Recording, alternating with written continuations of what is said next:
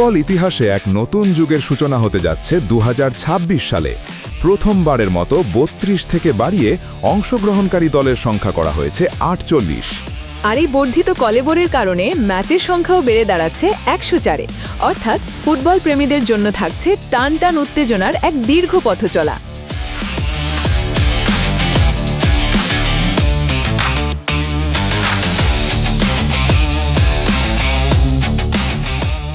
এই মহাযজ্ঞের অন্যতম আয়োজক কানাডা আয়োজন করবে 13টি ম্যাচ, যার মধ্যে 10টি গ্রুপ পর্বের লড়াই ভাগ করে দেওয়া হয়েছে টরন্টো এবং ভ্যানকুভারের মধ্যে।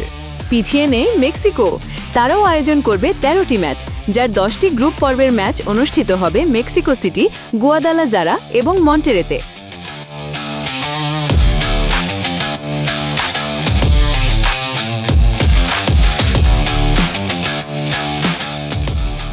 তবে আসরের সিংহভাগ ম্যাচ অনুষ্ঠিত হবে মার্কিন যুক্তরাষ্ট্রে।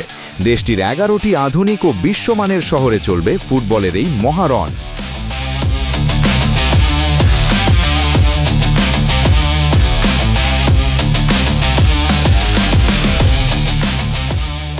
ইতিহাসের পাতায় নতুন করে নাম লেখাতে যাচ্ছে মেক্সিকো সিটির আইকনিক এস্টাডিও আজতেকা।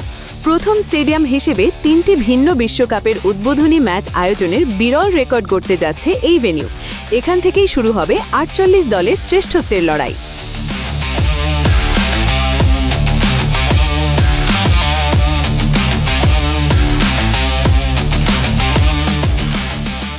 বিশ্বকাপের এই দীর্ঘ পথ চলার সমাপ্তি ঘটবে 19শে জুলাই।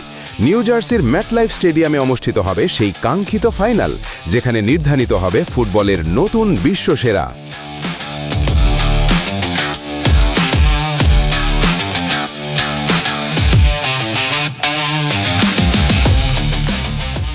মাঠের লড়াই, গ্যালারির গর্জন আর শত কোটি ভক্তের উন্মাদনা সব মিলিয়ে 2026 বিশ্বকাপ হতে যাচ্ছে ইতিহাসের সবচেয়ে জমকালো আসর।